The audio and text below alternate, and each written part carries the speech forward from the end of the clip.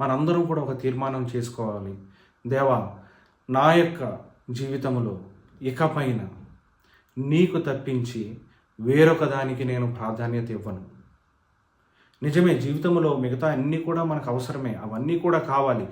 ఎప్పుడైతే దేవుని విషయాలు వచ్చినాయో దేవుని సేవ కొరకు మనం పెద్దపీట వేయాలి, ఆయన పరిచర్య కొరకు మనం పెద్దపీట వేయాలి, ఆయన యొక్క చిత్తాన్ని నెరవేర్చుటకు మనం పెద్దపీట వేయాలి. మిగతా అన్నిటినీ కూడా మనం వెనక వరుసలో పెట్టి ఆయన పనిని ముగించిన తర్వాత మిగతా పనులు మనం చేసుకోవాలి.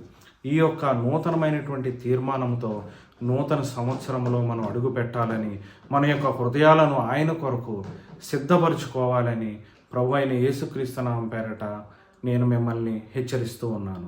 నిజమే కదా, మనుష్య కుమారునికి తలవాల్చుకున్నట్టుకు స్థలము లేదు, కానీ మారు మనస్సు పొందినటువంటి నీ యొక్క హృదయాన్ని ఆయన యొక్క సన్నిధిలోనికి నీకు తీసుకొని వస్తే ఆయనకి నిజ